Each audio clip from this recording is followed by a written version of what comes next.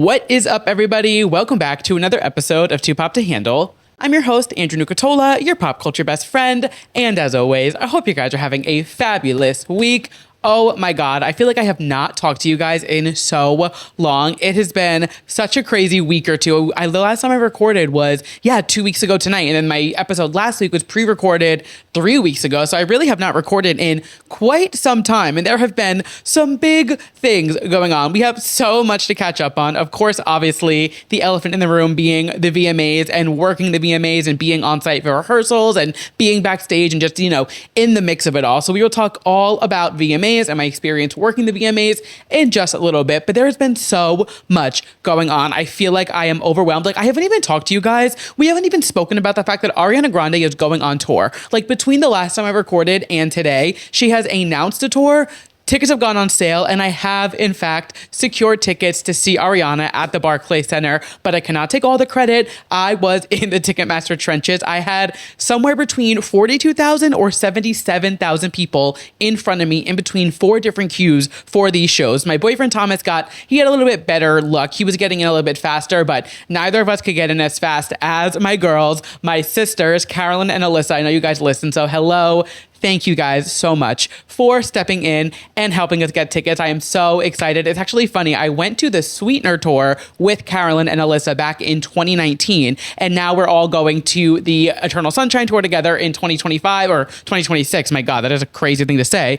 And it's just so exciting because it's at the same venue where we're going. We have much better seats this time for Sweetener tour. Carolyn went like the day of and got whatever they had. And I think we were legitimately last row. Like, I don't think we could have been any further from the stage. But we had the time of our lives. Like, it's about who you're with, not where you're sitting, but we have very good seats this tour, and they didn't break the bank. Kudos to Ariana Grande for not putting on dynamic pricing, because honestly, tickets were not that bad considering the ticket landscape of the world these days. But yeah, like I'm saying, there's so much that has happened since we last spoke. The Dancing with the Stars cast came out, and it is so good. I am so excited to watch this season. I go in and out of seasons. The last one that I watched all the way through was Charli D'Amelio and Gabby Windey's season, so that was pre-podcast, I'm pretty sure. Like, that was right before I started doing this show. So I've never actually watched a full season. I started last season. I just never continued with it. But this season's cast, I'm obsessed with. I cannot wait. I'm so excited. It starts next week. There's a lot of TV coming up. Just a lot going on, I feel like. And it's like, holy shit, where do we even begin? Since we last spoke, I did also go see Tate McRae and Zara Larsson at the Garden. It was kind of a shotgun decision. My boyfriend and I were watching tickets all week, and we were like, all right, if tickets drop to X price, we will pull the trigger. We will buy them. And at 6:30 the night of the show, tickets dropped to the price that we wanted. We bought the tickets and we ran out the door. And let me just start by saying, Zara Larsson, the star that you are, I was blown away by her set at this tour. She was incredible. The stage presence, the vocals, the choreography, just everything about her set was, though she was just the opening act, she was giving main stage energy, and I was living for every single second. And even more than that, it was crazy because everybody knew the words to every single song that she sang. Like, it was truly hit after hit after hit. And don't get me wrong, Ruin My Life went #1 in my heart when it came out. Like, I was streaming that song into the ground. I was obsessed. So I know Zara Larsson's game has always been good, but like, she really is just having this moment, and I am obsessed. And I honestly think I need to buy tickets to her solo tour because I truly had that much fun during her set. Like, it was enough for me to be like, oh no, I'm in. Like, I am fully buying what Zara Larsson is selling because it was just, I had the time of my life. She was incredible. And speaking of incredible, Miss Tate McRae, the main act of the night, she was so good. I had so much fun. I'm a very casual fan of Tate. I know her big hits. I know some of her album tracks, but like not enough to sing along to them. But I know, I like recognize, the chorus or the melody or whatever. But I just wanted to go because she has all the videos I'm seeing on TikTok have been very like highly produced stage production. The camera work is sick. The lighting is sick. And that's something that I really prioritize when I go to a concert, like seeing a show that, you could be, I mean, obviously I want the performer to be good, but like you could be up there like giving us so-so vocals, but like if you have a sick camera work and sick lights or pyro or just like the whole production of the tour is just like really well done, I am so sold. Not to say that that's what Tate did at all, because she was really bringing it all night long, but like just the production and like the amount of money it must cost to put this show on must be insane, because the way that the screen splits and goes back and forth and it's seamless in the middle, the way that the lights come down from the ceiling when she's on the B stage and like they're like accordion almost, and they like move around to get her. There's cameras in every corner of this venue to get the craziest shots of her on this stage, and like the cameraman follow. It was just so well produced, and like let alone stage dancing and singing her ass off for the entire hour and a half that she was on stage. I was like, are you good? Like, you can take a break. You can breathe. You're good. You don't need to, pump this out the way that you're doing it. Like, let alone Tate just giving us like crazy main pop girl energy. The production of this tour was seriously unbelievable. So if you've been thinking about going to see Tate and you've been like, I don't know, is it worth it? I promise you, you will have a blast. Use code 2POP2HANDLE on SeatGeek, save $20, and get some bang for your buck. But it was incredible. Seriously, I had the best time. And then I literally went to Tate on Wednesday night, and then Thursday was my first night on site at the VMAs, and I was on site from Thursday till Sunday. I guess I was on site till Sunday for the show, but then I left my hotel on Monday morning. But we will get into a full VMAs recap in just a little bit.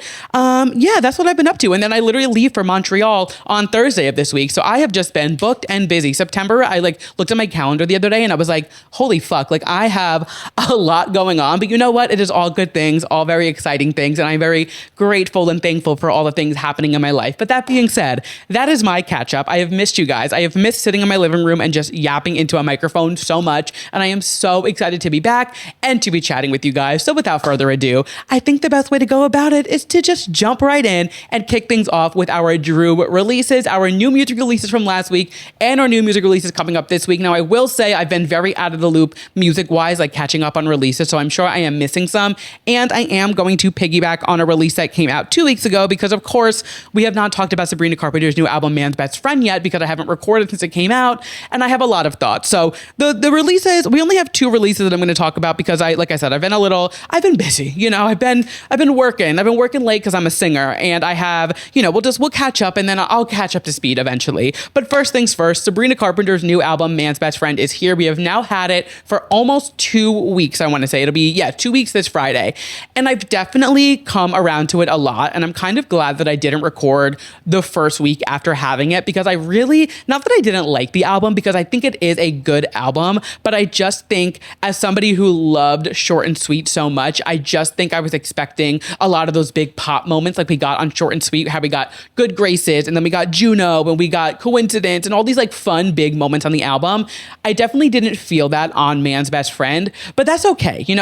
Artists don't need to be creating the exact same album over and over in terms of like hype and the way that it builds and things like that, because then it would get boring. And I definitely, when I first listened to Man's Best Friend, I was like, I wanted more. I wanted bigger moments. I wanted big pop moments. And like, especially with all of the, like, we didn't get anything except Man-Child. So I was like, all right, we're going to get a whole switch up. We're going to get some of the fun, like R&B we got on Short and Sweet. And then we just never got it. However, like, the album is really, really good. I'm really come around to it. I think it is just like a fun album for Sabrina to put out. I think she really is just trying to explore different sounds and do, different styles and different ways to create an album. And I mean, this entire press tour that she's on, she's like, if you don't like the album, I literally don't care. So clearly she didn't give a fuck whether we like it or not. She loved the project. And I think that shines a lot more than what the public is saying. Like, if an artist really loves an album as much as they did and they weren't just forced to put it out, that's what I'm getting at. It doesn't feel forced by Sabrina. Like, I feel like Sabrina genuinely loves all of these songs, love this album, love this whole thing for her. And she really is just kind of like riding the wave of being like one of the biggest pop stars in the world right now. Upon first listen, my favorite, and still my favorite, is House Tour. I know it's going viral on TikTok right now, but as soon as I heard that, I was like, this is the moment that I needed on the album on like track 5. Like, I wanted it sooner, so I had something that really pulled me in, and I just love it. I think House Tour is fantastic. Such a good track. I also really, really love Nobody's Son. I think that one's a really fun. And I like Tears a lot. Tears, I at first was like, this is the second single we're going with, because when you look at her last out, this is the problem. I'm comparing it to Short and Sweet too much, which is a me thing. But when you look at Short and Sweet, we got Espresso and then we got Please, Please, Please. And then like those were the 2 singles. And I was like, they just don't stack up to that. But again, they don't have to. And I was falling into the idea of like, oh, like this album is not as great as this one, or I don't like it as much. I'm like, doesn't mean it's a bad album. Doesn't mean it's not good. Doesn't mean whatever. It's just like, I think this album is definitely giving like passion project, but in the best way. I think Sabrina just had a lot to say. She was very horny. She was like, why is this man fucking with my heart again? Let's just get these songs out and, move on to the next thing. So I'm content with it. I am happy. I am curious how she's going to navigate this era, considering she's going on the Short and Sweet tour in a month and like Man's Best Friend just came out. But we will see. That is, I'm not Sabrina Carpenter's team, so I don't know how they're going to manage it. But you know what? Go off with your bad self, Sabrina Carpenter. And then the other release from last week that we're going to chat about is a Lady Gaga, The Dead Dance. So I actually did a reaction video to this on my YouTube channel. So if you want my actual like genuine first listen and watch of the music video reaction, you can head over to YouTube and you can watch that, or you can just keep listening because spoiler alert, I love it. I think it's really fun. I think sometimes when we get a song for a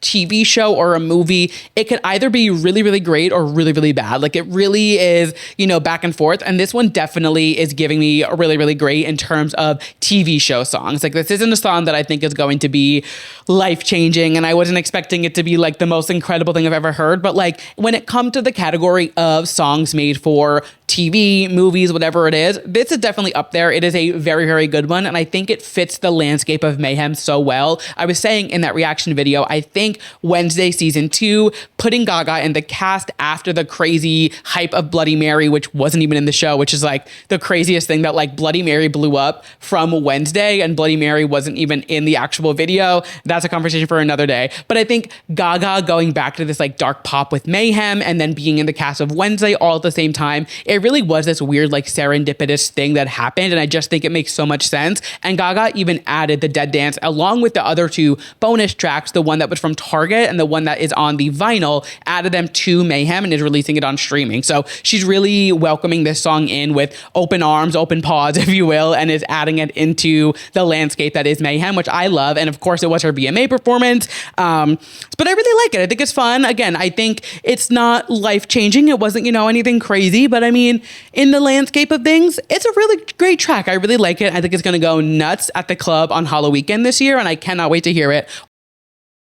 8 tequila sodas to the wind and just feeling myself. So very excited for that. And those are all the releases that we've had from the last 2 weeks. Of course, there are others. I know Lola, what am I saying? I know Lola Young put out a new song, but I haven't gotten around to listening to it. And there's some other things I'm sure that slipped through the cracks, but I will catch up to them eventually. But in terms of this week, it is a very, very exciting week over here at Too Pop to Handle because finally, after all of these months and months and months of waiting, Jade Thirlwall of Little Mix fame is finally releasing her debut album, That's Showbiz Baby, this Friday. And I truly am bursting at the seams. This is probably top 3 most anticipated albums of 2025. I did a whole Substack post last year of albums that I'm excited for in 2025, and this was on it, and it is absolutely top 3 albums I've been looking forward to most this year, and I am so excited to finally get this album that is out on Friday. We talk all about it next week, and then we also have a new single from Demi Lovato, which you guys know, Demi and I have we walk an interesting relationship. However, her last single was really good, Fast. I was really into it. And I'm curious to see how she continues this era and like what sound she kind of incorporates on the album. This track is called Here All Night. It sounds great from the snippet. I'm really curious to see what it sounds like and like when the album comes out, how the whole album sounds and the vibe of it. So I will be tuning in, which is not something I usually would be looking forward to. Like I said, Demi Lovato and I'm not somebody who is like looking forward to a Demi Lovato release, which is my prerogative, not yours. Don't come for me in the comments, but I am excited for this release. And like I did with Fast, I said I will eat my words if I enjoy the track. And if I like this one, I will eat my words and I will give Demi flowers where flowers are due. But all of that being said, those are our Drew releases, our new music releases coming up next week. And of course, we will chat all about those next week. And before we get into our moments of the week that were just too pop to handle, I always like to take this time to remind you guys that if any point during this episode you are loving what you are hearing, go ahead and leave me a 5-star rating or give me a thumbs up or subscribe on YouTube. It is seriously the best way to help support the show, helps me get into other people's algorithms, and just gets me into the interwebs of whatever the podcast charts and algorithm is, which I hate to cave to an algorithm, but sometimes you got to do what you got to do. So if you are loving what you are hearing, please go ahead and leave me a 5-star rating where you were listening as a podcast, or subscribe on YouTube and give me a thumbs up. It would seriously mean the world to me. But of course, to know if you were loving what you were hearing, you need to hear a podcast. So let me stop talking about how you can help me out, and let me give you some pop culture moments from the week that were just too pop to handle, some pop culture rapid fire, kicking it off with some very exciting music news. Hilary Duff is returning to music. I know, how exciting. So it was announced today that Hilary Duff is officially signed to Atlantic Records and working on a new studio album. She is also going to be the subject of a new in the works docuseries that is directed and executive produced by Sam Wrench. Sam Wrench also produced the Eras Tour movie,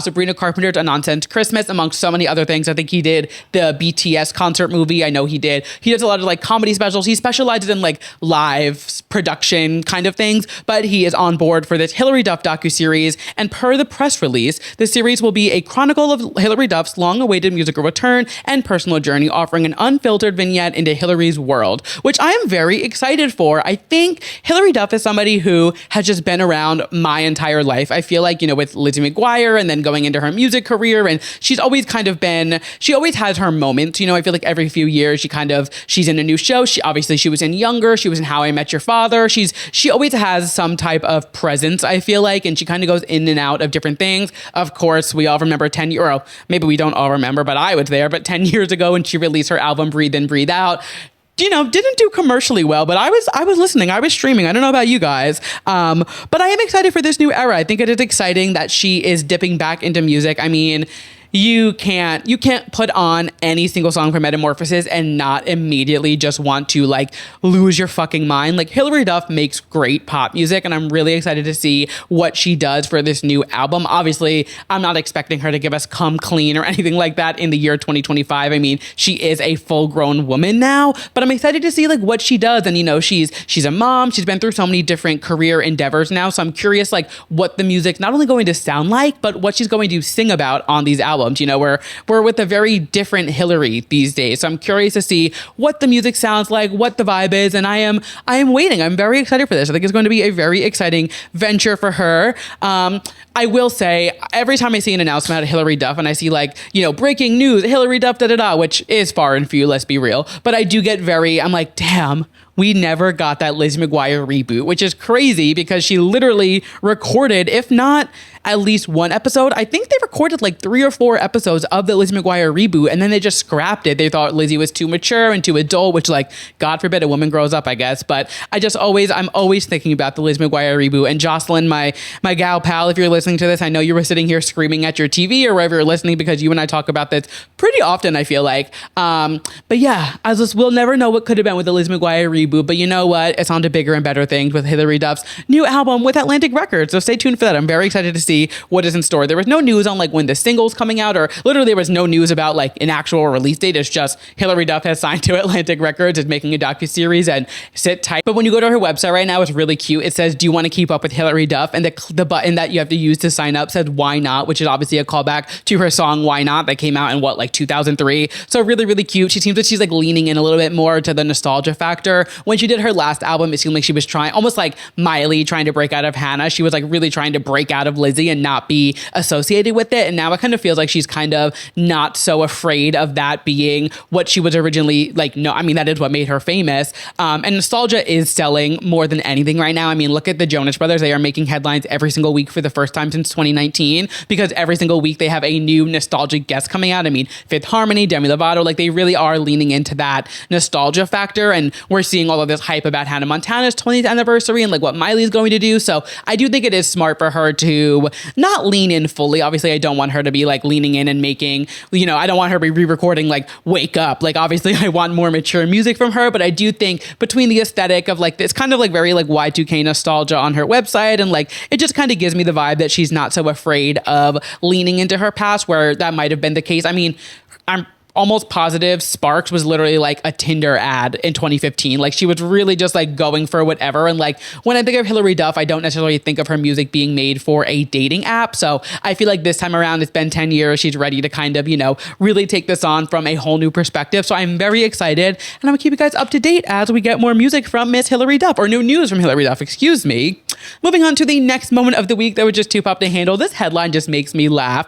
RuPaul is set to star in a new action comedy from director of Hairspray set in the world of Drag Race. So World of Wonder and Bleecker Street are teaming up to release the first feature film that is in the Drag Race universe, starring RuPaul and directed by Adam Shankman, who also directed Hairspray in 2007. And this movie just feels like what we need in the world right now. There is a gap, and we are missing out on like silly, campy, cult classic gay movies like we used to get in like the 90s and early 2000s. You know, I'm talking movies like Heathers, Clueless, even go back, I mean, Pink Flamingos, and even the original Hairspray, which is like a cult classic gay movie. And I mean, it makes sense that Adam Shankman, the director of Hairspray, is the one on this. And even if you think I'm thinking Pink Flamingos, things like that, John Waters was the one who directed and wrote the original Hairspray. So that's the vibe that I'm getting for this movie. And I just think this is exactly what we need in today's day and age. So according to an official plot description, the film will follow best friends Tess and Dee Dee, who are trained stewardesses who trade their dreary shifts on the stank rail for the glitzy Glamazonian Express. I can't even read it without laughing because it's just so silly. But when a catastrophic storm Gonza like, what? Imagine reading this to a Victorian child. They would literally die. When a catastrophic storm Gonza threatens to derail the high-speed train and crash into Los Angeles, the duo and coach must join forces with the snobby first-class attendants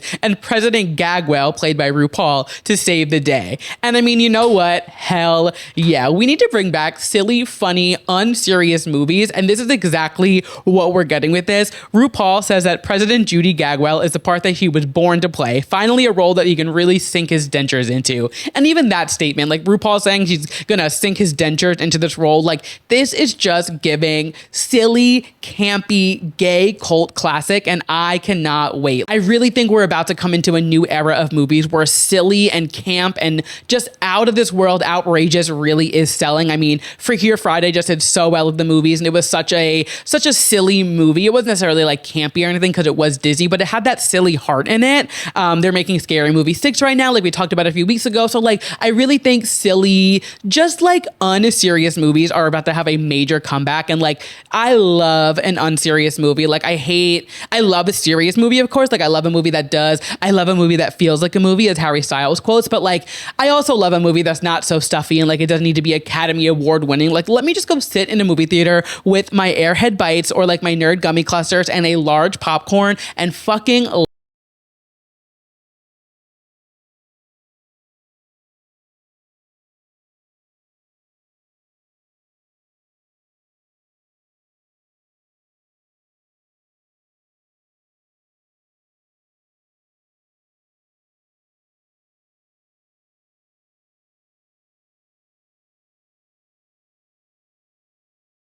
fan base. You know, I just feel like there's so many opportunities for really fun characters, and that's the kind of stuff that RuPaul loves. Like RuPaul loves silly, stupid. Think about anytime she does a rusical, anytime there's an acting challenge, it is so insanely stupid, and I love it. So I think that they're going to be just like one really long Drag Race acting challenge, and I, for one, cannot wait. There's no date or anything yet for it, but we will chat about it, of course, as it comes out sooner and as it comes closer to the date, excuse me. I cannot wait for this. I think it's going to be so insanely ridiculous. And then our final moment of the week that we're just too pop to handle before we get into our main point of the show. And you know, this summer I worked at MTV. Lady Gaga has extended the Mayhem Ball and added a second US leg. And if you see me in that Ticketmaster queue with a gun, no, you didn't, because I am going in for blood. I'm not getting tickets for this show. Like I need to go. Pre-sale is tomorrow. I already have a plan in action. It's just like when you go to vote, you got to make a plan. You bring snacks, you know, you're ready, you stay in line. If you're in line, I am getting these Lady Gaga tickets at regular price, not $600 for nosebleeds like they were the other day. Absolutely not. I am ready, and I'm going in swinging for this Ticketmaster sale. But I feel a lot better about this time around, because when Gaga announced the Mayhem Ball originally, it was only like 5 cities in the US. So it really was slim pickings. And like, though there were multiple dates in each city, that meant everybody from the surrounding areas was traveling to that city to see the show because she wasn't going to their city. We have a few more options this time, so I'm hoping it kind of fizzles out, you know, the outsiders, which, no offense to anybody who traveled to New York or anything for the original shows, I get it, but don't come this time. Stay home. You've got a show in your city. She is going to multiple cities this time, starting in Glendale, Arizona, then going to Los Angeles, followed by Fort Worth, Atlanta, Austin, back to Miami, back to New York. Then she's going DC, Boston, Montreal, and St. Paul, and that appears to be the end of the tour for now. I have heard that she's supposed to be doing stadiums in the summer, and this tour ends. not 100% sure. I forget what date this tour ends. Excuse me. I'm looking it up while I talk, but I did hear that she's supposed to be doing stadiums in the summer, and this does only go through April 10th. So I wonder if she's going to do another arena run and then do a few stadiums in the summer. I mean, Gaga should be in stadiums. It's still shocking to me that she's doing arenas for Mayhem. I understood it for the first leg of the tour, but like to announce a second leg of the tour still in arenas, I don't know what point she's trying to prove, but like, go off, I guess.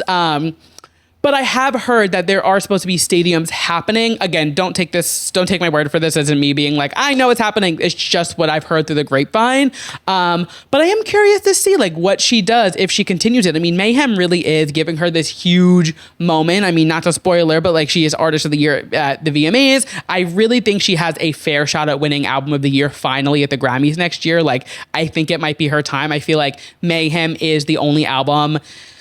Let me not speak to... Yeah, I would say Mayhem is probably the only album in this current album cycle that is still kind of reigning throughout the year. I mean, it came out in March and it's still just on this up and up and up. And like the tour is still going strong and people are loving it on TikTok, loving it online. And like, it's just, I think Mayhem really is like bigger than anybody could have expected. I mean, a Gaga era is always going to be big, but like, the last album was Chromatica, and it obviously was like the pandemic. So like she didn't have her big moment. So I think this is the big moment that she's been needing. And she's Lady Gaga. Of course, she's always big, but like just in the public, I don't think Chromatica resonated with the public the way that it should have, because it's an incredible album. But I do think Mayhem is sticking a lot better. It kind of has that like Bad Romance poker face effect, you know, where people really are sticking to the songs. I know Abracadabra, I feel like Vanish Into You is about to be the next single because she just performed it on Colbert last night. And like, I just think we're about to get like a second wave of Mayhem from her, especially with this tour. And like the tour kicks off right after when I assume the Grammys are next year. So I just think like Mayhem really is stretching a lot further than most albums do, which I think is a good thing. I think Gaga is really in a really good place right now. And I'm excited. I think this is really, you know, it makes sense. The tickets are selling like hotcakes. You know, she is going viral for the secret songs every night. And like I hate to be like, oh, you know, you have to be going viral on TikTok to make a good album. But like, that is kind of the industry right now. You know, you really have to be prioritizing these moments. And, you know, not that she's doing anything outlandish. She's just doing these like surprise songs. It's very Eras Tour kind of vibe, but she is making waves for that. So I'm excited to see kind of how the Mayhem Ball continues. And when she does a second leg, did anything change? Did anything evolve? Do we get like a Mayhem Deluxe edition at some point between then and now that she adds new songs to? I don't know, but I know for one thing for sure, I'm getting tickets tomorrow. I don't care what I have to do. I don't care if I have to sit at my computer for 6.5 hours. I'm getting tickets. It's simple. The next time we talk, I will have Lady Gaga tickets. I'm putting it out, and I won't be paying an arm and a leg. That's the biggest thing. I can't pay the $600 for a ticket. Like I can, but I'm not doing it. I cannot do that. It's just insane. So we are manifesting that by the time we chat next week, I have gotten a Lady Gaga ticket for under $300. $300 is my limit. And even that is high. But you know what? I understand that is the way of the world. And if I could just get tickets in my budget, I will be the happiest gay man in all of, not even just New York, all of the country. I'll give it to you. If I get Ariana and Gaga tickets this week, I will never complain about anything again in my life. And that's a lie. But you know what? You gotta tell the universe things. And you gotta tell the universe, you know, I'm gonna act a certain way, even if you're not gonna do it. But anyway, Lady Gaga is coming to a city near you. So moral of the story is stay in your city and don't come to mine, because I need these tickets. And I don't need people traveling to New York to get these tickets like we did last time. And now moving on to the moment you've all been waiting for, or at least the moment I have been waiting for, the main segment of the show, the 2025 MTV Video Music Awards. Now, I love the VMAs. I have always loved the VMAs. They have always been like a pillar of something I look forward to every single year. I live tweet them every single year, or usually every single year, since I was like 14, 15 years old. Like they've just always been such an exciting part of my year. I always look forward to them. And I mean, there's just so many iconic pop culture moments that have happened at the Video Music Awards throughout the years, and there's no denying that. Now, of course, there are years where you don't get as many memorable moments, things like that, and I feel like people really rag on just award shows in general, because they're like, if they're not breaking barriers, and you know, we're not getting Lady Gaga paparazzi or Beyonce revealing a pregnancy at an award show, like people think it's a chop, and they're like, oh, it's so boring, da da da. And those are the same people who are tweeting about, oh, this album isn't good because it didn't chart in the Billboard Hot 100 or whatever it is. Like, those are the people who just, they need like a thrill in something. It's like, you can just enjoy something without it being groundbreaking. However, this year's VMAs were the most viewed VMAs in history, which is so exciting and so cool that a show that has been on for over 4 decades is still getting such crazy viewership. And I was lucky enough, I feel like I'm beating a dead horse, and I promise you I won't keep saying this, but I was lucky enough to be a part of the MTV event social team this summer, and I worked on the show. I was on site last week, Thursday to Sunday, and it was seriously so much fun. So we're going to chat a little bit about me being on site and just like what the work I was doing, obviously not without giving so much away because some of the things are confidential. And then we'll get into just like the show and recapping it and chatting about all the big moments from the night. So without further ado, let's get into the last few days of my life and what that has looked like. It has been nuts. So I got to UBS Arena on Thursday for the first time, and that was our first day on site. It was like the first big day of rehearsals. Everybody was there. And it was even just like getting there and like getting my credentials. I was like, this is so cool. Like it's like seeing the back end of it and like the behind the scenes was seriously just like, it was just cool because it's a show that I watch every single year and everybody loves it and everybody watches it. And it's just like a big night in music and pop culture. So being there and being like, oh, I got to pick up my credentials and like getting the thing with my name on it and everything. I was like, this is so cool. Like, I don't know. I loved it. It was such a fun experience. And throughout the week, I mean, realistically, it wasn't as glamorous as everybody thinks. We were sitting in a room upstairs at the arena, all of us just glued to our computers, getting content out, you know, prepping things. It wasn't like we were watching the rehearsals or watching everybody doing anything. It was very much, we were there to work and get things done. But what was really cool is like we could hear everybody rehearsing while we were working. So our production office was like right above the stage, like basically probably like 300 levels, but like not on, like it wasn't like in a suite where it was like connected. It was like a room in the back kind of thing, very, very backstage. But we could hear everything from where we were rehearsing. So like the first day, I'm pretty sure I heard like Lola Young, Doja Cat, and somebody else my first day. I journaled all of this. My journal's in my bedroom, but I wrote down every single day when I got home from like being on site. I wrote down like who I heard every single day because I was like, I want to remember this. And clearly I can't remember it 3 days later, so I'm not going to remember it in 10 years from now. But like just hearing everybody rehearse was really cool. And like I got to know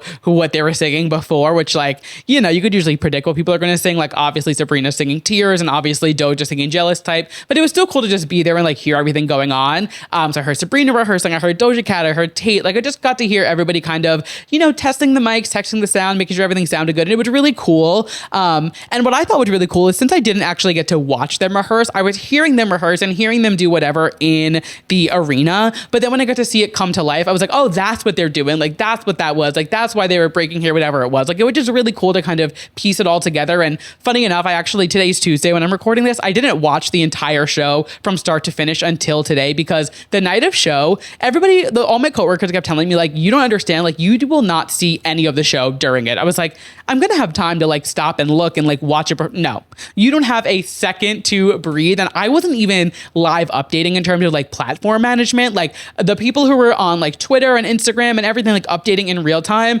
they are God's bravest soldiers. Like it is such a lively and like nonstop environment. Like the amount of copy that is written in that room is so insane. So what I was in charge of for the night, throughout the season, I've been on YouTube, I've been doing threads and kind of just like filling in support where they need it. And so for the night of the show, they started this new kind of system to help with like paid content. So basically if a brand had a sponsored ad that had to go up on socials, once it aired on TV, I was sending it to the platform managers to go live. That's really the gist of it. You know, there was obviously other things, but I'm not going to get too far into it because I don't think it's like that interesting. If it is, and I'm telling you, I apologize. But basically, I was staying on top of every paid content going live and making sure they had the right tags on it and the right copy and whatever, things like that. So it was cool to kind of see like the moving pieces of it. But when I tell you, I was glued to my computer for the entire time. It was crazy. It was such a rush, and it was literally like within the show was 3 hours long. It was 8 to 11. Also CBS, so punctual. Usually the show runs over by like a half hour, 45 minutes. 11:01, cut the cameras, we're done. I was like, holy shit, they were so punctual. So I think, yeah, it was like 3 hours long.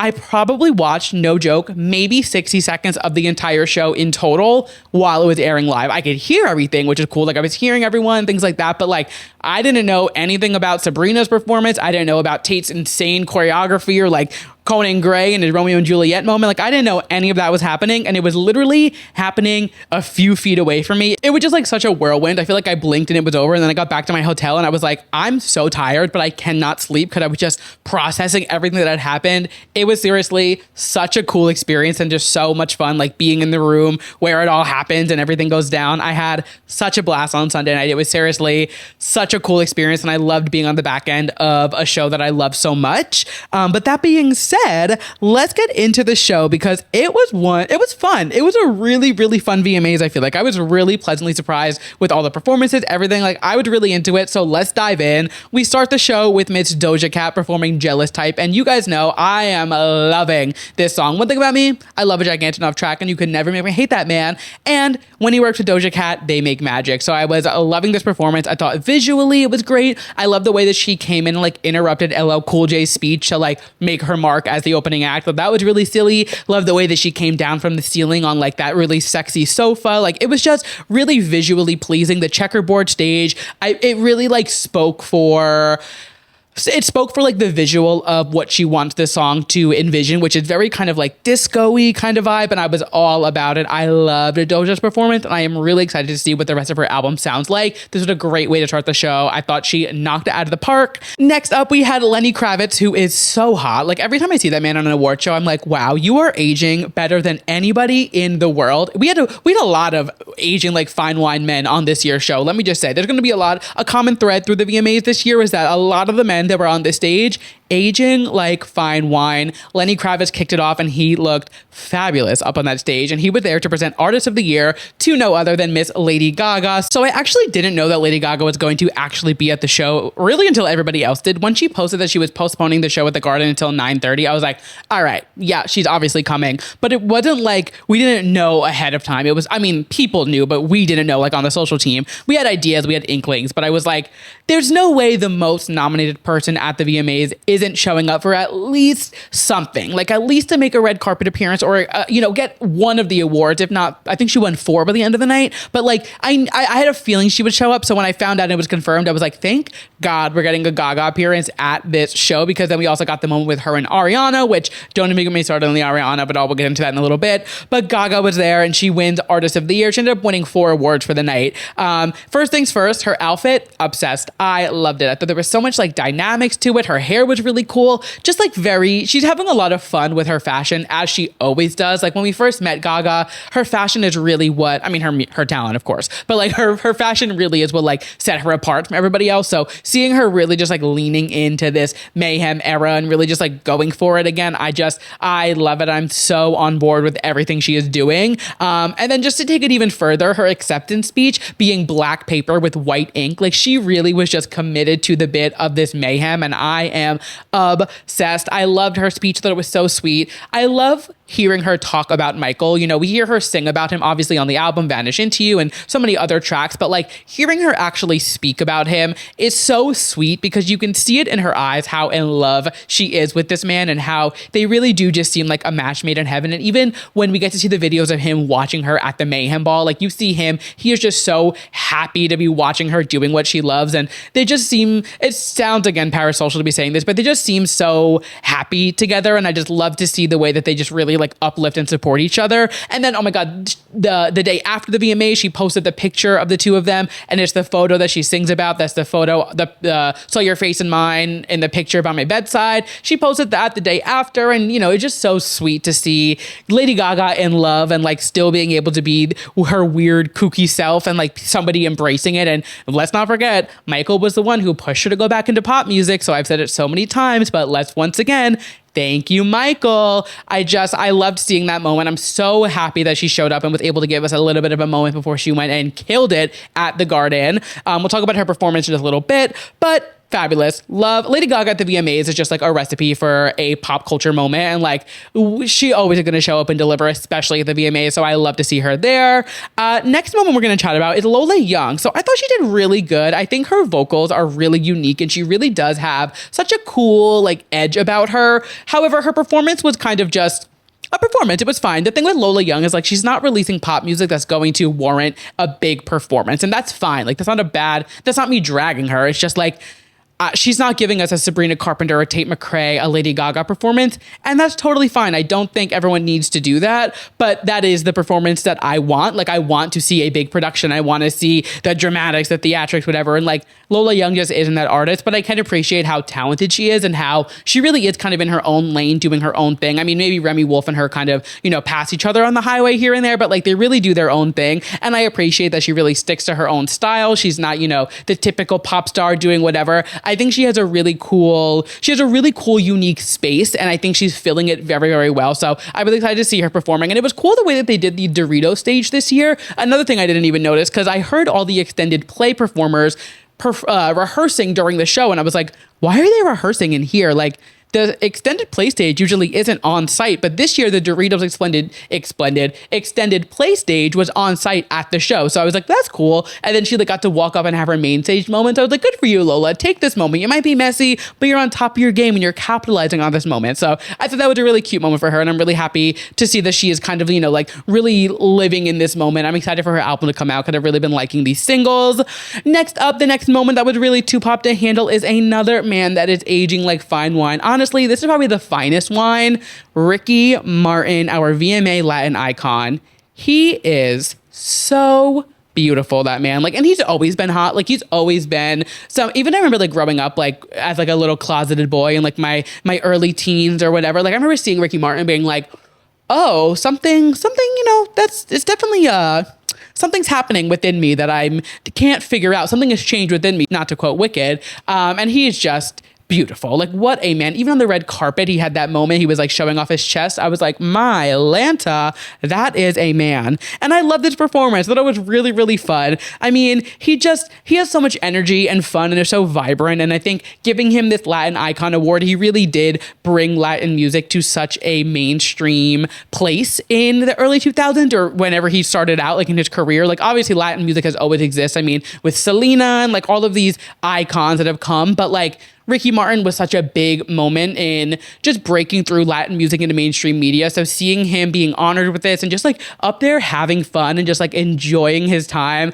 I love to see it. I thought it was a great performance. And then Jessica Simpson presenting him with the award and saying how she opened for him back in 1999. Just really sweet and full circle and fun to see, just celebrating all of these careers that have been decade longs. And also seeing Jessica Simpson back in the spotlight, I'm like, I can get into this. I'm not mad about the Simpson sister renaissance, but that's a note for a later time. We'll get into that in just a little bit. Next up, somebody who I could just never get enough of, Nikki Glaser. She looked unbelievable in that little black dress, that little see-through moment. I was like, ooh, Nikki Glaser, look at you, just, giving us what we want. She looked fabulous. And I mean, she really is just like having this major moment. Ever since she hosted the Golden Globes, it has just been Nikki Glaser's world and we are living in it. And I love to see it. I love that she's getting booked so much. I love that she is just thriving in this moment. And I cannot wait to see her host the Golden Globes next year. And I cannot wait to just kind of see her on this up and up. But this was a fabulous moment for her this night. She looked unbelievable. And she was there to introduce no other than Miss Tate McRae, who of course we already chatted about earlier. So you can imagine how much I loved this performance. But this performance was next level. I feel like the fact that Tate McRae is on tour and still created a whole new performance and like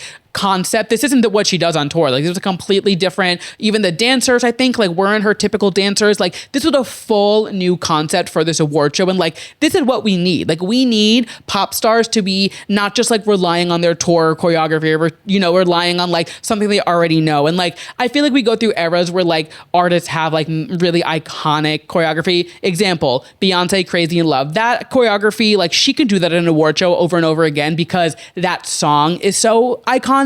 But like with Tate McRae, like, she's not at a level yet where like her choreography is known so well by people or her music is like so widely known. It's not to that global. It on paper, yes, but like we were in this new weird digital world where like just because you have the number one song or album doesn't mean everybody in the world knows it, where 15, 20 years ago, having the number one album in the world meant that everybody knew your music because you had to seek it out. Now we can just get the streams or whatever it is. Like not everybody has to be listening to it, which is a whole nother caveat for another day. But what I'm saying is it's really impressive when an artist doesn't just rely on their choreography or their stage setup from a tour to do an award show. And I think Tate did a phenomenal job with this performance. I mean, the choreography, the lighting, the men in Speedos, like they were really giving us everything we needed with this performance.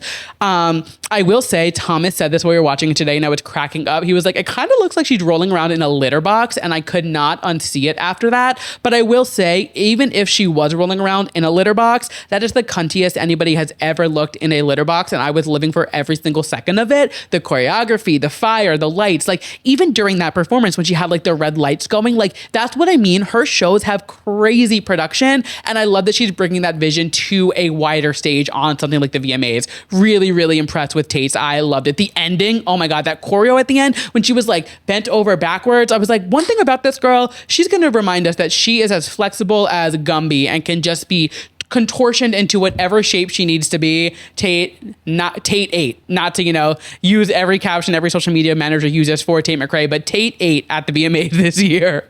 The next moment I thought was really, really sweet was Rosé winning Song of the Year for, I thought it was Apate, but they kept saying APT, so I guess I've been wrong. I don't know. I could have sworn the song was called Apate, but whatever. Rosé becoming the first K-pop singer to ever win Song of the Year at the VMAs. So sweet. Her speech was so sincere, and you could just tell how happy she was to be there and how appreciative she was. She thanked her Blackpink members and, obviously thanked Bruno. She was like, I'll call you right after the show, which is really funny. Really, really sweet moment. It was a little long, I will say, but you know what? Take all the time you want. I got nothing but time when it comes to somebody living out their dreams. Moving on, the next moment that I really thought was fabulous was Busta Rhymes, his MTV VMA Rock the Bells Visionary Award. Say that 10 times fast. So first things first, it was the first time they ever honor somebody with this award. I'm not going to say the name every time I mention it because it's very long. But it is an accolade that was introduced in partnership with the VMAs host LL Cool J, who I thought LL Cool J did a great job hosting. He's so good at just like the charisma on stage and like really engaging an audience. And sometimes a host steps over boundaries too much and is on stage too much, and sometimes they're not there enough. I think he had the perfect amount of like on stage screen time and also like keeping the audience engaged and like knowing when to pop in and pop out, but we're not talking about LL Cool J right now. So this accolade was introduced in partnership with the VMA host LL Cool J, burgeoning Rock the Bells Empire, which was created to celebrate artists who have pushed past the limitations of traditional sound, style, and performance, and is designed to spotlight boundary breakers whose creativity inspires both their peers and future generations. And I'm not to shock any of you, but I'm not necessarily seeking out streaming Busta Rhymes. He's not an artist that, frequents my most recently played, but there's no denying his impact on hip hop and rap and just culture in that sense. And listening to this medley and seeing him perform, like all the guests he was bringing out and like all the songs he was singing, I was like, yeah, this is clear that he deserves this type of award. And like, I was very happy to see his legacy and career being celebrated. Something else that I loved about this was when Glorilla came out, because Glorilla was my best dressed of the night on the red carpet. I didn't want to do a whole red carpet segment because I figured there's so much to talk about, and I don't really want to, waste your time talking about fashion when like I'm sitting here in a t-shirt and gym shorts. Like this is not what not my thing. But Glorilla, I loved her red carpet. Like I think she looked fabulous in that purple and green plaid. It was just so, I feel like so different for her. I don't know. I really, really liked it. And I wanted to make sure I pointed that out while we were chatting about it. But yeah, I thought Busta Rhymes did a great job with this performance. I really enjoyed it. And speaking of performances that I sincerely enjoyed, Sabrina fucking Carpenter. She is just so good at being a pop star. Like Sabrina Carpenter is literally the textbook definition of a perfect pop star in today's world. Like she is just killing it.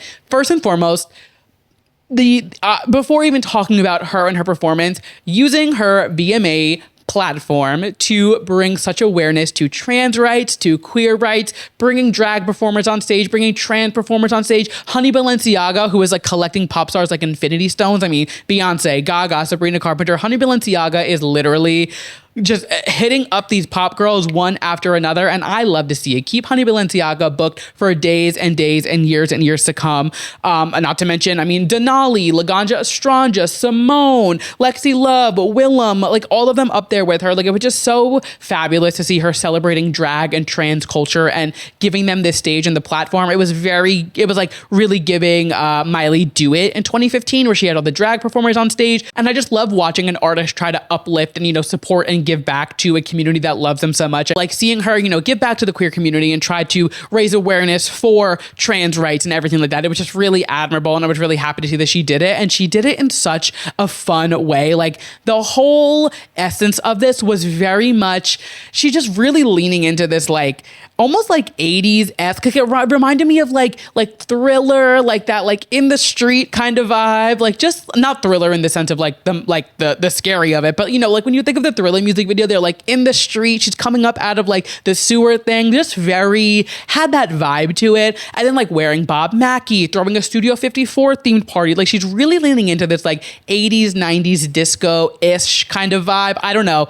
I'm really into the vibe that she's selling for this album. Like, obviously I was saying earlier, like, it's not my favorite album I've ever heard by Sabrina Carpenter, but the vibe that she's bringing with it, wearing, I think it was 3 different Bob Mackie dresses in one night, like, that is insane. And like, I'm really buying the vibe of this album, if more than anything. But I loved it. I thought it was incredible. The water moment, the water coming down as she is singing about tears running down her thighs and having that wet hair moment, flipping around at the end and just like giving us an over the shoulder. Like, that was the money shot of the night. It was that moment, like there's like moments in people's career where like the one photo just really staples a moment for them. Last year, I say Sabrina Carpenter had it as well at the VMAs when she was laying on all of the astronauts and she was in the middle. That literally lives rent free in my head. This moment now of her looking over her shoulder at the end with the hair and the water and everything.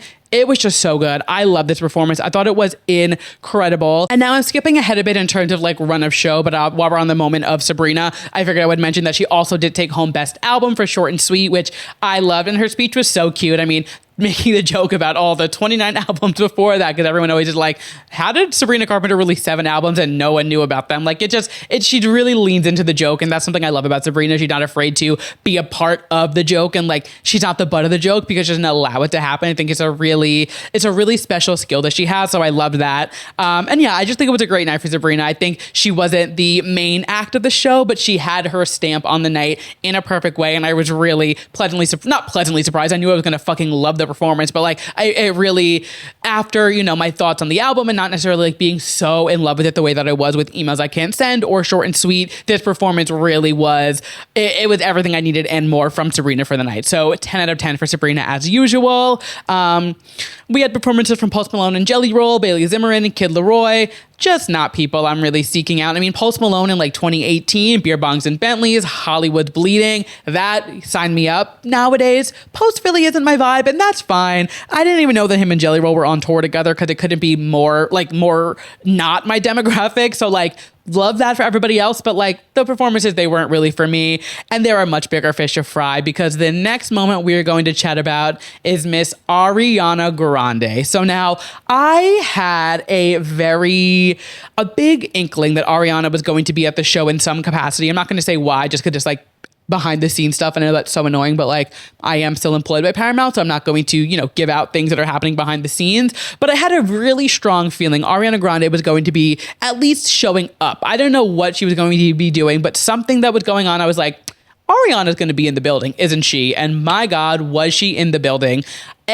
Wearing 4 different outfits styled by La Roche. Unbelievable. She was doing outfit change after outfit change after outfit change, and every single one I was obsessed with. She really is so good at leaning into the era or the vibe that she's into. Like, what are polka dots on the VMA red carpet necessarily very VMA? No, but it's so Ariana Grande that it doesn't even matter where she is, because she's so true to who she is. And I think that's what makes every era of her so exciting. Like, yes, she's in this Wicked era, but she's also in her Eternal Sunshine moment, and like, really just like, she's really good at just like knowing where she's at, I guess, like fashion wise and things like that. And I loved every look that Law had her in. So truly a match made in heaven. I was obsessed with that. And then having her introduce Mariah as the Vanguard was just so, I mean, it just makes so much sense. I mean, of course, her and Mariah have their Christmas song together, and they just put out another song together. They did the Yes and remix. And, there were so many comparisons to Ariana and Mariah when Ariana came on the scene. And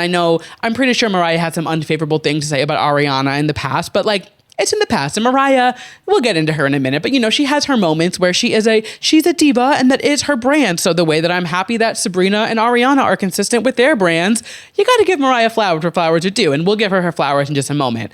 But Ariana Grande being at the VMAs was so fabulous. And I had this thought earlier while I was watching.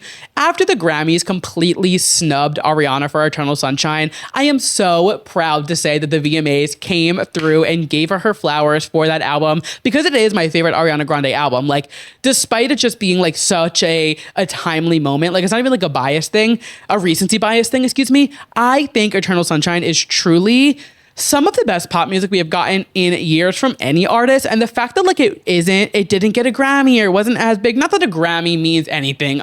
You guys know what I'm saying though. Not seeing it get so highly rewarded at the VMAs just made me so happy, because also it's fun and it's celebrating an artist who deserves it. I don't know. I'm just very happy to see that she was getting flowers there, because the Grammys snubbed her this year.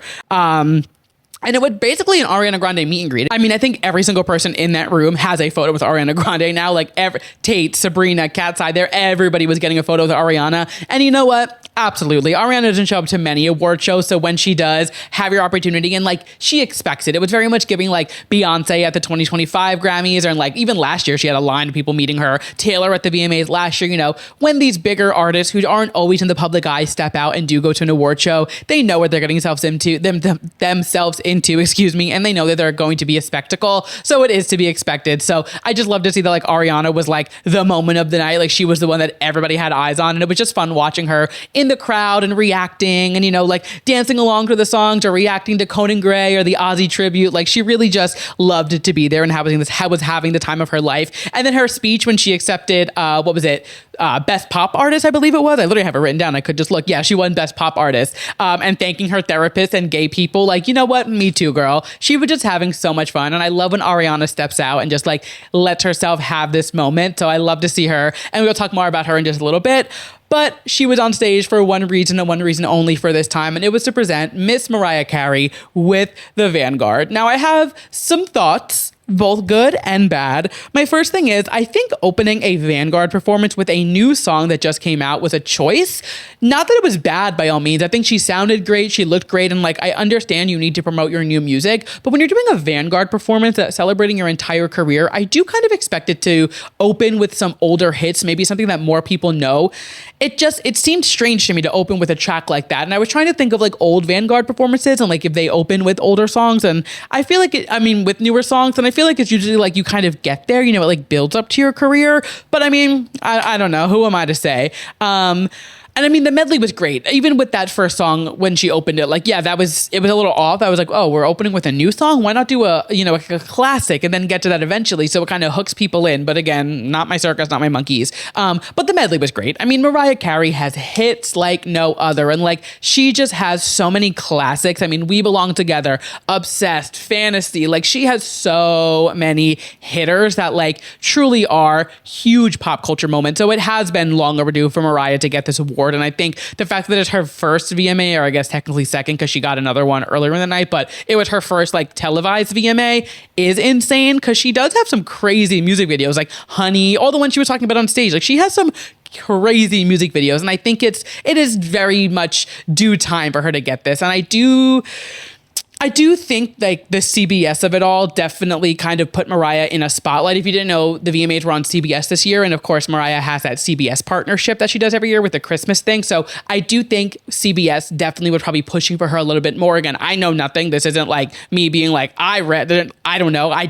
I know that Mariah has a relationship with CBS. And so for her to finally get the Vanguard the year that it's on CBS, I think it makes a lot of sense. And that's literally networking. That's how it works. But I was very happy to see that she got it. Mariah Carey is not a choreo queen. She's not a dancer. She's never been somebody to give us choreography or a crazy, musical number. She's a vocalist. She is a singer. However, watching her walk on stage, it did kind of look like she was in 0.5 speed and like just going slow. And I understand she is 56, not that that's old, but she's not 20 something anymore giving us, Emancipation of Mimi. I understand. But I was like, why are we walking so slow, girl? Like, you're not singing a slow song. Let's pick it up a little bit. Like, I was like, girl, what is going on? She was giving bops. She was giving glamour. She looked fabulous. The pre-recorded live vocals sounded great. Like, it was definitely, it was a Mariah Carey performance. And I love Mariah. She is an icon, of course. Like, I grew up in the early 2000s. I was born in the 90s. Of course, I love Mariah Carey, especially as like a gay man who grew up at that time. But like, you guys, if you listen for a while, I go see Mariah every single year for Christmas with my boyfriend. And like, half of it is to just hear Mariah Carey and see her because she's an icon. And the other half is because it's comedy hour. Like, she's so funny. And like, her physical comedy when she's performing, or lack thereof physical comedy when she's performing, and like the way like she'll stop a show and be like, wait, I need a touch up. And like, her whole team will come out in between songs and give her whole makeup and hair and glam. Like, she is the definition of glamour and of a diva. And you know what?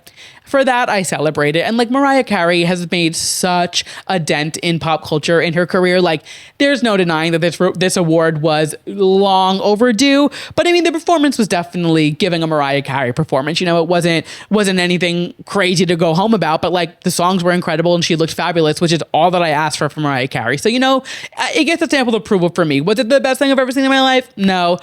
But it's Mariah Carey. I give her more grace than most pop stars. I thought her speech was really cute. The way she shouted out Ari and she was, making the jokes. She's just so funny. Like, that's how she is during her songs on tour too. Like, when you see her live, you are literally getting a comedy show because she just says whatever she wants. She's so Long Island. Like, you can tell she grew up on Long Island because she's so unfiltered, does not give a fuck. And I love that. Maybe it's a Long Island in me that just like relates to Mariah. You know what? Mariah deserves all the flowers because she is Mariah Carey. So for that, congratulations, Miss Mariah. I am so happy to finally see you get not only your first VMA, but the Vanguard Award. After that, we go into Rosé presenting Gaga for her performance of Abracadabra, which was obviously from MSG because she couldn't stay and perform later in the show because she did have a show that night. And she performed Abracadabra from the Mayhem Ball, which then transitioned into the Dead Dance, the first live performance of it ever, which is really exciting. And I loved it. I mean, we know the Abracadabra performance is what she did at Coachella. It's what she opens every single show with. So I got the songs early. Like, I found out probably 3 days before the performance. I was like, oh, we're getting 2 songs. That's cool. So we're going to get the Dead Dance, because I was kind of like, if she's just performing from the Garden and we're just getting like a taped visual of the show, it's like, we've seen that before, and I kind of hate that cop out. Like, and this isn't shade, but like, Ariana Grande has done it, the Jonas Brothers have done it, where like, they don't do anything new for their live performance that is pre-taped to go on an award show. Like, when it's live from whatever, like, it's always just the same performance. So I did really appreciate that, like, she incorporated the Dead Dance into Abracadabra, because it's not something that you see every single night. So like, the people who were at that show the night, I had a few friends there, they got to see the Dead Dance, where like, it's not on the set list typically. So that was really cool. And like, I love that she made it special, and I love the TV magic of her like falling into the Abracadabra dress, a dancer like walking past her and suddenly she's in a whole new look. I was like, come on, TV magic. I love when editing edits. It was so funny. I was like, there is no way she'd change that fast, obviously, but I love the way that they like stitch it together. Fabulous editing on their end, but I loved it. It was a great performance. It was really fun to watch. Yeah, I mean, it's a Gaga performance. I'm going to eat it up every single time.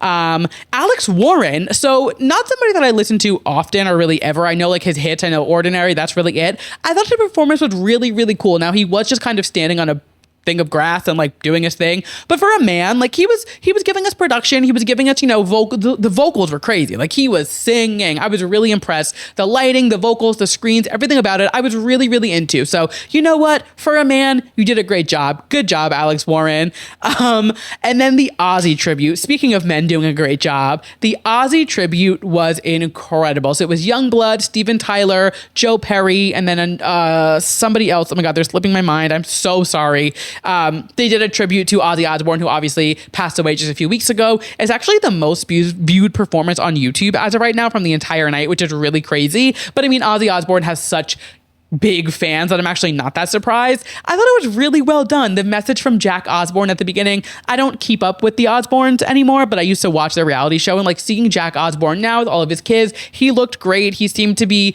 you know, very proud to be representing his dad and, you know, just being a part of it. And like, he seemed like he was in good spirits. Of course, it was 30 seconds, so who knows? But like, he seemed like he was doing well, and the kids were there. It was really, really sweet. And then Youngblood really blew me away. I don't listen to him often. I know who he is, obviously, just from like being in the pop culture and pop music space, but like, or not that he's pop music, but you know what I mean. But he really blew me away. I was like, wow, he really was like channeling Ozzy, and Ozzy is a big mentor to him. So I'm sure that meant a lot, the fact that he got to honor him at the VMAs, especially MTV was home to Ozzy Osbourne for so many years. So it was a big thing, especially in his career. And then Steven Tyler, I mean, Aerosmith, it just makes sense. Like, I thought it was a really well done selection for who to do it. Another man who was Asian like fine wine, Steven Tyler, he looked great. He's not necessarily like, I'm not like thirsting over him, but like, he looks good for his age, and he's got something about him. He just has that like, I don't know what it is. He just has that like, that aura about him that like, I understand why people are like, have crushes on him and like go so hard for him, because I'm like, you know what? I see it. I don't know if I would like go for him typically, but like, he's got a little something about him that I'm kind of into. But I thought the performance was great. They sounded great. It was a really beautiful tribute to Ozzy. I thought they did a fantastic job. I also thought that J Balvin and DJ Snakes did a great job. It was lots of fun, really high energy, which is what you expect from a J Balvin performance. Really, really loved it. Megan Moroney was really cute. I'm not familiar with her music. I know who she is, again, just from being in this space, but like, I don't listen to her. I loved her little glittery guitar. I loved her little dress. We got really fun backstage content with her for the VMAs. So I did really like that. She was like down to kind of do whatever it seemed like. So she seemed like a fun person, and her team was really fun. Like the Megan Moroney HQ account that I was interacting with while I was on Threads, they were just posting like really good content of her for the VMAs. So it seems like they have something really good going for them over there. And though I don't really dabble in country, maybe I'll add a Megan Moroney song or two into my playlist and see, you know, what's going on over there in the country world. A Megan that I cannot get enough of, not the Stallion, Stalter. She is the funniest person in the world. Like, I cannot say enough good things about Meg Stalter. I think she is the funniest person on the planet. Her bit all night being like, when's my performance? What am I doing? And like, she just goes into this entire bit of acting so, I don't want to say stupid, but stupid. Like, she just acts so out of it and brainless. And like, it is a bit, obviously. She is so talented and so funny. And I mean, her role on Hacks, I actually haven't watched too much yet, but I need to. It's like on my list. I need to get to it. I just think she's hilarious. Her whole bit all night, it was just so funny. And her whole like committing to the Duncan bit of dressing like a cup. I love her. She's always just down to clown and commits to a bit like no other. And that is something that I admire in somebody. So Meg Stalter always, always, always gets my stamp of approval here at Too Pop to Handle. She introduced Somber, and somebody said in the room, they were like, Somber, like while I was on site, they were like, Somber looks like a Tim Burton character in a good way, and I can't unsee it. Like, you could literally take him and put him in The Nightmare Before Christmas, and he would look just like Jack Skellington. And that's not a read by all means, because I also think he is, I get it. Like, I see it. I think I'm a little old, not to say I'm old, but because God, let me not age myself. I'm only 30 years old, but like, I think I'm a little out-aged, you know, of being attracted to Somber. Actually, how old is he before I say this on the internet? I'm like, let me not be a fucking he's 20 years old. He's legal, you know, it's better than most people on the internet saying things about people, but yeah, like, I'm not, Somber isn't like somebody I'm going after, but I understand why like a